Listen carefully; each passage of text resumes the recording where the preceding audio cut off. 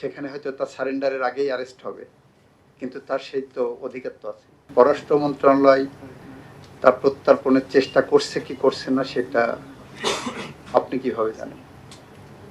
অবশ্যই চেষ্টা করছে, আমি বলছি।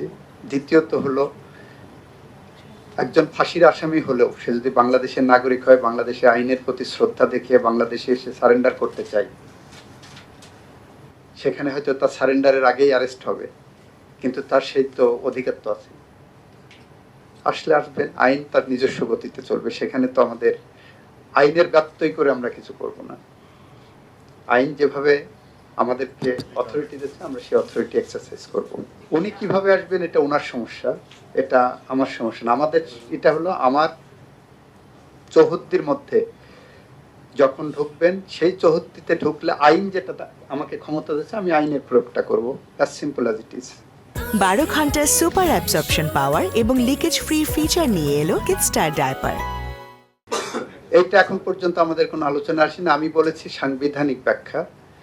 আমার সংবিধানে আছে 123-এর 2 অনুচ্ছেদে রাষ্ট্রপতি যেদিন পদত্যাগ করবেন তার থেকে 90 দিনের মধ্যে পরবর্তী রাষ্ট্রপতি নির্বাচন করতে হবে।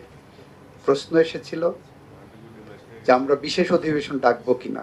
তো 90 দিন যেহেতু সময় আছে, আর আমার নেক্সট অধিবেশন 60 দিনের মধ্যে ডাকতে হবে। গত অধিবেশন শেষ হওয়ার থেকে আগামী অধিবেশন পর্যন্ত 60 দিনের মধ্যে আমার ডাকতে হবে। সুতরাং এই দুইটা টাইম যেহেতু ম্যাচ করছে, আমি সে কারণে বলছি বিশেষ অধিবেশনের আপাতত প্রয়োজনীয়তা দেখছি না।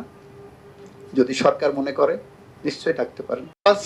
মানে ওনাদের জায়গা থেকে ওনারা যদি একটা অবজারভেশন দেন, আমাদের দায়িত্ব হলো সেই অবজারভেশনটাকে কগনাইজেন্সে নিয়ে বিষয়টা খতিয়ে দেখা। আমাদের যেটুকু খতিয়ে দেখার দরকার আমরা দেখবো। এটাকে আমরা ইগনোর করছি না, এটাকে আমরা বলছি না যে ওনারা ঠিক করছেন না, বলছেন না। ওনারা যদি কোনো অভিযোগ করে থাকেন, যেই অভিযোগ করুক, সেই অভিযোগটা আমাদের খতিয়ে দেখার জন্য কগনাইজেন্সে নেওয়া, আমরা কগনাইজেন্সে নিচ্ছি।